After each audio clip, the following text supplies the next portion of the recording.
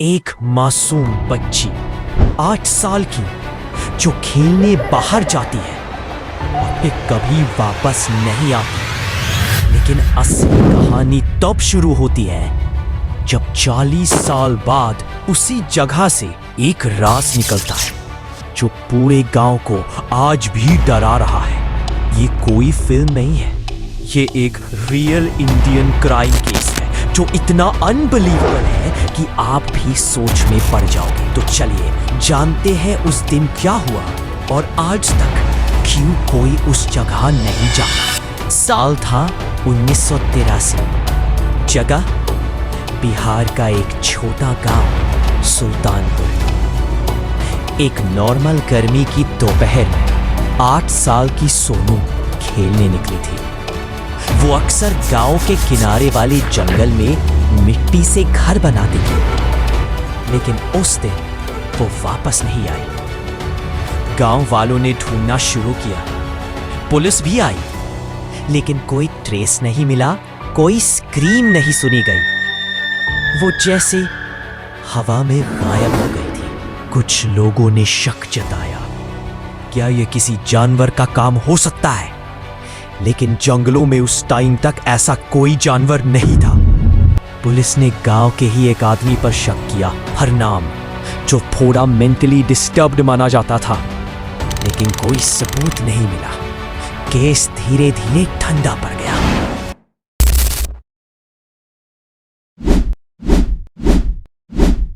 अब कहानी में एक ट्विस्ट आता है।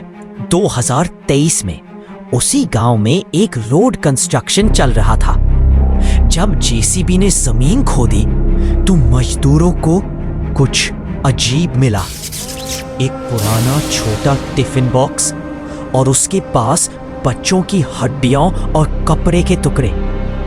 डीएनए टेस्ट कराया गया और रिजल्ट ने सबको शॉक कर दिया। जी हाँ, ये हड्डियां सोनू की थी। अब पुलिस ने 40 साल पुराने सस्पेक्ट्स की फाइल फिर से खोली। सबसे पहला नाम जो सामने आया वो था हरनाम। वो अब बूढ़ा हो चुका था, आंखों में धुंधलापन, आवाज में कंपकपाहट। लेकिन जैसे ही पुलिस ने उससे सवाल किया, हरनाम एकदम साइलेंट हो गया। हरनाम ने थोड़ी देर चुप्पी साधे रखी, फिर कांपती आवाज में बोला, मैंने नहीं मारा, लेकिन मुझे पता है किसने मारा है। जैसे ही ये लाइन बाहर निकली, अफसरों की नजरें आपस में टकराईं। क्या इतने साल बाद सच में कुछ निकलने वाला था? वो कोई आम इंसान नहीं था, गांव का सबसे रिस्पेक्टेड आदमी।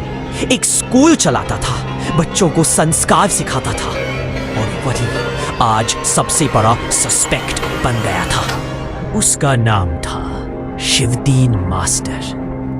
सोनू उसके स्कूल में पढ़ती थी। वो उसे अपना प्यारा शिष्य कहा करता था। जब पुलिस ने उसे हिरासत में लिया तो वो पहले मुस्कुराया, एक अजीब सी ठंडी मुस्कान, जैसे उसे यकीन था कि वो फिर बच निकलेगा। लेकिन जब उसे जांच रिपोर्ट दिखाई गई, चेहरा ऐसा हो गया जैसे 40 साल की नींद अचानक टूट गई हो। कई घंटों की पूछताछ के बाद आखिरकार उसने वो कबूल कर लिया, जो सुनकर हर कोई सन्न रह गया। था, मैंने ही बुलाया था उसे, मिठाई का लालच दिया था। वो हंसती हुई आई थी। क्या पता था कि जिस मास्टर को वो भगवान मानती है, वही आज उसका अंत करने वाला है। वो मासूम थी, बेखौफ, और मेरे लिए बहुत आसान।